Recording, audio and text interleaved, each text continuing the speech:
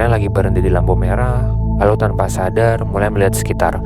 Di depan ada 2 driver ojol, di sebelah kiri ada 3, di belakang ada lagi. Begitu lampu hijau menyala, mereka semua melaju ke arah yang berbeda. Ada yang mengantar makanan, ada yang membawa penumpang, ada yang mengirim paket, dan pemandangan seperti ini hampir kita lihat setiap hari. Sampai akhirnya muncul satu pertanyaan, kenapa jumlah ojol terasa semakin banyak? Yang lebih menarik, beberapa tahun lalu saya ngobrol nih dengan seorang driver. Awalnya saya kira beliau memang sejak muda bekerja sebagai tukang ojek. Ternyata bukan. Beliau bercerita kalau dulu pernah kerja di kantor, pernah memakai seragam, pernah duduk di depan komputer, pernah punya jam kerja tetap. Sekarang beliau memilih menjadi ojol. Saya pikir itu hanya satu cerita.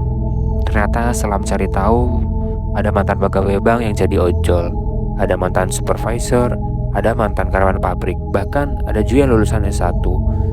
Di titik itu saya mulai bertanya, apa yang sebenarnya sedang terjadi? Apakah profesi ojol memang lebih menjanjikan? Apakah gajinya lebih besar? Atau jangan-jangan fenomena ini sebenarnya sedang menceritakan sesuatu tentang kondisi ekonomi Indonesia hari ini? Karena kalau dipikir-pikir, tidak ada anak SD yang ketika ditanya cita-citanya menjawab, aku ingin jadi driver ojol. Lalu, kenapa semakin banyak orang memilih jalan ini? Hari ini kita akan membahasnya. Dan percayalah, setelah menonton video ini sampai selesai, mungkin cara kalian melihat profesi ojol tidak akan lagi sama. Kalau kita mundur sekitar 10 tahun yang lalu, ojol bukan pekerjaan utama bagi kebanyakan orang. Banyak yang menjalankannya hanya untuk menambah penghasilan. Pagi kerja di kantor, sore narik. Mahasiswa pun juga narik, pegawai narik, weekend pun juga narik. Istilahnya jadi sampingan lah ya. Tapi sekarang situasinya jadi berubah. Bagi banyak orang, ojol justru menjadi pekerjaan utama. Artinya ada sesuatu yang berubah. Dan menurut saya yang berubah bukan orangnya, yang berubah adalah dunia kerjanya saat ini. Coba lihat sekeliling kalian. Dulu orang tua kita sering berkata, kalau sudah dapat kerja tetap, jangan dilepas. Karena dulu dapat pekerjaan tetap memang menjadi simbol keamanan. Orang bisa bekerja di satu perusahaan selama 20 atau 30 tahun, naik jabatan, lalu pensiun. Hari ini ceritanya bisa berbeda. Banyak perusahaan melakukan efisiensi, teknologi menggantikan sebagian pekerjaan, persaingan semakin ketat, bahkan orang yang sudah bekerja bertahun-tahun bisa kehilangan pekerjaan dalam hitungan hari. Lalu muncul pertanyaan, kalau pekerjaan tetap saja tidak benar-benar tetap, apa yang harus dilakukan? Disinilah banyak orang mulai mencari alternatif, dan salah satu alternatif yang paling mudah diakses adalah menjadi ojol. Sekarang saya ingin mengajak kalian membayangkan satu situasi. Bayangkan, besok pagi kalian datang ke kantor, HR memanggil kalian, lalu berkata, maaf, hari ini adalah hari terakhir Anda bekerja. Seketika pikiran mulai kosong, jantung berdegup lebih cepat, lalu muncul pertanyaan yang mungkin paling menakutkan. Bulan depan aku bayar cicilan pakai apa ya? Karena hidup tidak pernah berhenti hanya karena kita kehilangan pekerjaan. Tagihan listrik tetap datang, kontrakan tetap harus dibayar, motor tetap harus dicicil. Anak tetap harus sekolah, orang tua tetap membutuhkan bantuan kita. Dan ketika tekanan ekonomi mulai datang, cara berpikir manusia ikut berubah. Dalam psikologi ada konsep yang dikenal sebagai scarcity mindset.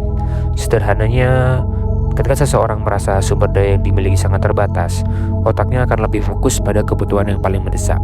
Bukan lagi mencari pekerjaan yang sempurna, bukan lagi mengejar gengsi, tapi satu hal, bagaimana caranya tetap menghasilkan uang secepat mungkin. Dan di titik itu, ojol menjadi salah satu pilihan yang masuk akal, karena dibanding pekerjaan yang lain, proses untuk memulai bekerja sebagai ojol itu lebih cepat. Tidak ada proses melewati tahap wawancara, tidak perlu menunggu berminggu-minggu. Bagi orang yang sedang berada dalam tekanan ekonomi, kecepatan mendapatkan penghasilan seringkali lebih penting daripada preferensi pekerjaan. Ada satu komentar yang sering muncul di media sosial. Sayang ya, sudah kuliah tinggi-tinggi hanya jadi ojol. Kalimat ini terdengar sederhana, tapi sebenarnya kalimat itu menunjukkan bagaimana kita sering menilai seseorang hanya dari pekerjaannya. Coba kita balik pertanyaannya ya, mana yang lebih baik? Menganggur selama 1 tahun karena menunggu pekerjaan yang sesuai gengsi, atau bekerja menjadi ojol sambil tetap mencari peluang lain? Tidak ada jawaban yang mutlak, tetapi satu hal yang pasti, orang menjadi ojol tetap bangun pagi, tetap menghadapi panas, tetap menghadapi hujan, tetap menghadapi resiko di jalan. Mereka tetap bekerja, dan menurut saya itu lebih baik daripada menyerah dan menunggu pekerjaan yang sesuai dengan isi kepala kalian. Karena pekerjaan mungkin berbeda, tetapi usaha tetaplah usaha. Pernah nggak kalian juga memperhatikan ketika ojol datang mengantar makanan, apa yang pertama kali kita lihat? Biasanya hanya jaket hijaunya, helmnya, motornya, lalu selesai. Padahal kita tidak pernah tahu siapa orang di balik helm itu. Mungkin dia mantan pegawai bank, mungkin dia baru aja di PHK, mungkin dia sedang mengumpulkan modal untuk membuka usaha, mungkin dia sedang membiayai kuliah adiknya, atau mungkin dia sedang bertahan sampai mendapatkan pekerjaan yang lebih sesuai. Kita tidak pernah benar-benar tahu, dan mungkin itu mengajarkan kita satu hal: jangan terlalu cepat menilai hidup seseorang hanya dari pekerjaannya, karena setiap orang sedang menjalani cerita yang berbeda.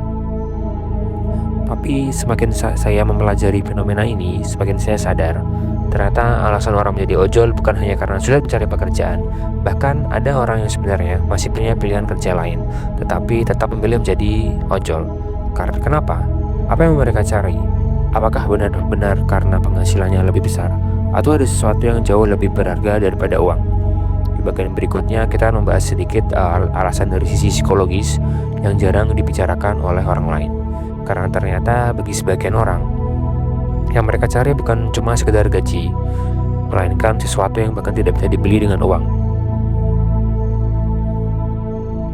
Kalau kalian membaca komentar di media sosial, setiap kali ada pembahasan tentang profesi ojol, biasanya ada muncul dua kubu nih.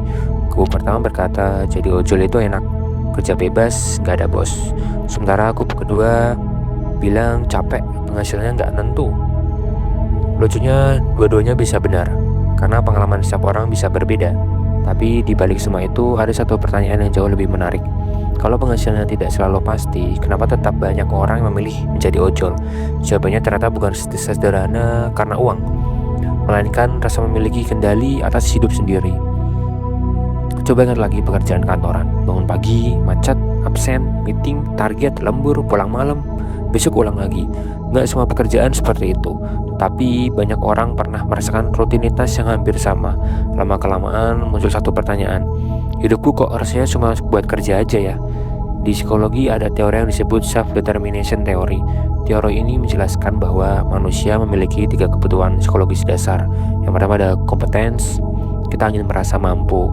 Yang kedua, relatedness, kita ingin merasa diterima dan punya hubungan dengan orang lain. Dan yang ketiga ada autonomy, kita ingin merasa bahwa hidup ini adalah pilihan kita sendiri. Nah, bagian ketiga inilah yang sering terlupakan. Banyak orang ternyata rela mendapatkan penghasilan tidak selalu stabil, asal mereka bisa merasa memiliki kebebasan untuk mengatur waktunya sendiri. Bisa mulai kerja jam berapa, bisa berhenti kapan. Karena tetap bergantung pada aplikasi kan.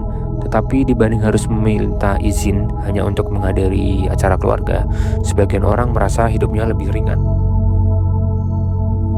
Ada satu kesalahan yang sering kita lakukan ketika membandingkan pekerjaan.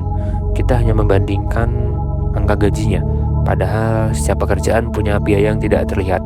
Misalnya, pekerjaan kantoran gaji 6 juta, kelihatannya lumayan, tapi berangkat jam 6 pagi, pulang jam 7 malam. Macet 3 jam, makan di luar, bensin, parkir, belum lagi tekanan dari target, belum lagi tekanan dari atasan. Sekarang bandingkan dengan seorang driver ojol, pendapatannya mungkin naik turun, tetapi dia bisa pulang ketika anaknya sakit, bisa istirahat ketika tubuhnya benar-benar lelah, bisa mengambil libur tanpa harus mengajukan cuti. Apakah itu berarti jadi ojol lebih baik? Belum tentu. Tetapi ini menunjukkan satu hal, setiap pekerjaan punya harga yang berbeda. Ada yang dibayar dengan waktu, ada yang dibayar dengan tenaga, ada yang dibayar dengan kesehatan mental, dan setiap orang punya batas yang berbeda-beda. Sekarang kita bisa lihat, coba buka TikTok, cara video tentang penghasilan ojol. Kalian akan menemukan nih banyak video judul seperti ini. Narik 10 jam dapat 500.000. Order gacor hari ini alhamdulillah rezeki. Video-video ini seperti ini memang nyata, tetapi otak manusia punya kebiasaan yang unik. Dalam psikologis ada istilah namanya availability heuristic. Sederhananya, kita cenderung percaya bahwa sesuatu yang terjadi hanya karena kita sering lihat di FYP.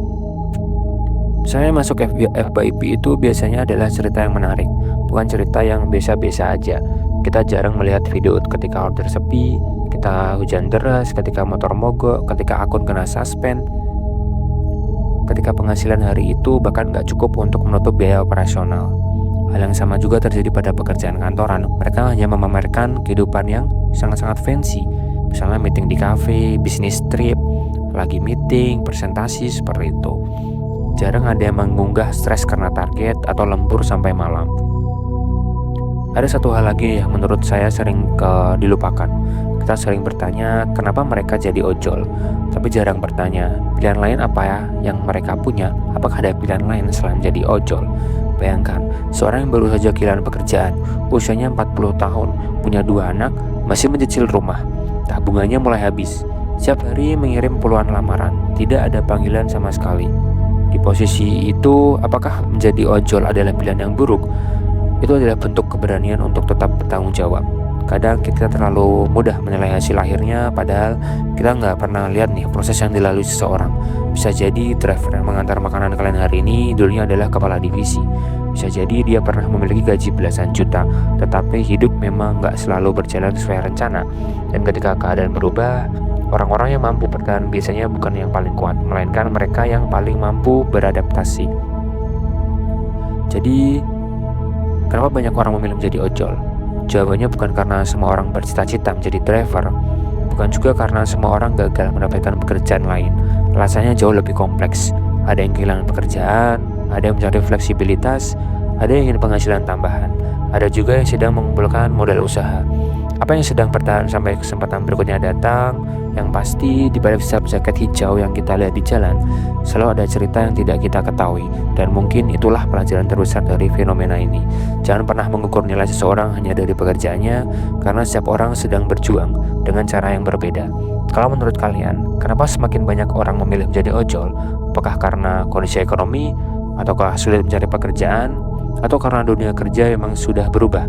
Tulis pendapat kalian di kolom komentar, saya akan membaca dan membahas komentar kalian yang paling menarik. Kalau kalian suka pembahasan seperti ini tentang psikologi, dunia kerja, ekonomi, dan fenomena sosial Indonesia, jangan lupa like, subscribe, dan aktifkan lonceng notifikasi. Sampai jumpa di video berikutnya.